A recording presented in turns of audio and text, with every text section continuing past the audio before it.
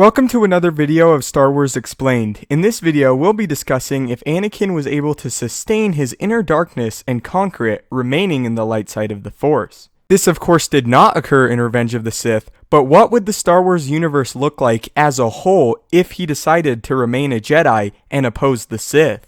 To set up this scenario, we'll be discussing this decision occurring at the end of Mace's duel with Palpatine, only this time, instead of Anakin betraying Mace, he remains by his side and loyal to the Jedi Order. If this were to happen, I still do believe Palpatine would have an opportunity to escape, as he is highly capable and may have even planned his possible escape beforehand, as it is speculated Palpatine threw his duel with Mace to get Anakin to better appeal to his side. So let's assume that despite Mace and Anakin's best efforts, Palpatine is able to escape.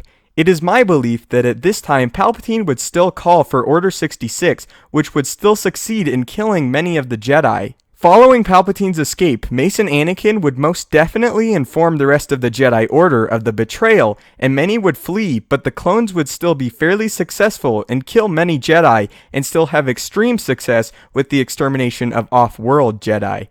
With the absence of Darth Vader, I do believe Palpatine would be compelled to personally raid the Jedi Temple, having as much, if not more success with the extermination of the Jedi present in the temple. However, Palpatine could end up encountering Mace and Anakin, together with Yoda and Obi-Wan on their way to Coruscant as well. As we have seen many times before, at the sight of Mace and Anakin, Palpatine would most likely flee, as together the Jedi would pose a viable threat to him. Palpatine would also most likely flee Coruscant and attempt to govern the Empire from afar, but this time there would be Jedi left, despite the clones' best efforts. Unlike in Revenge of the Sith, which was a slaughter, there would be a fight, and the war would evolve from the Republic versus the Separatists to the Empire versus the remaining Jedi and their supporters. After Palpatine left the planet, he would most likely immediately begin searching for a new apprentice, or possibly go against the rule of two and attempt to train as many darkside users as possible in order to obtain his goals of domination.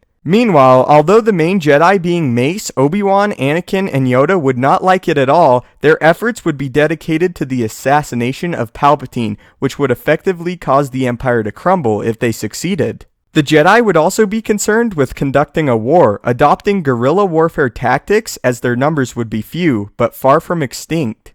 Palpatine would be wise and have the knowledge to know his death would be the Jedi's biggest priority, hiding and never staying in places for too long. It would be difficult for him, but he would still be able to maintain himself and prepare for the Jedi, having his mass forces slowly wipe out more and more of the remaining Jedi. But the Jedi would also have the opportunity to take students and train them in the light, as they had been doing for generations before the Empire, having the deaths of the Jedi be nearly simultaneously replaced by their survived students. Palpatine would have his darkside Force users established by now and implemented with the Sole Apprentice or many Inquisitor-like figures, or possibly even some of both.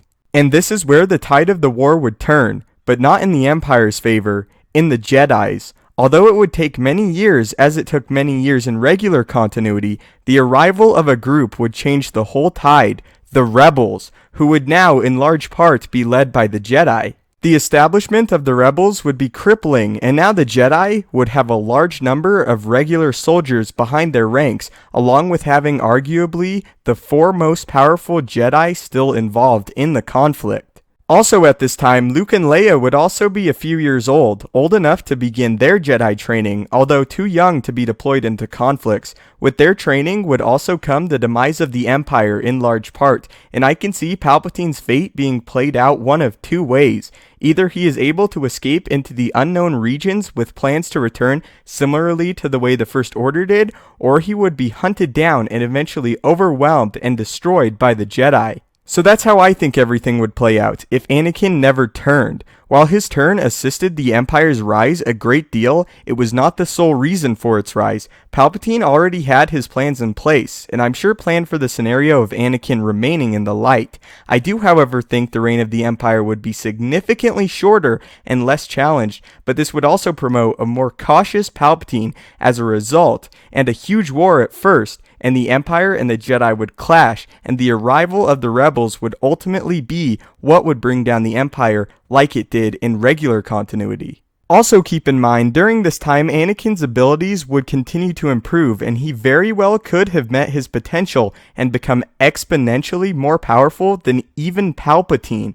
Darth Vader was not a crucial piece in the rise of the Empire, but he was in fact the main piece that kept it running after its rise, and without him, the power of the Empire as a whole would be significantly less than what it ended up being.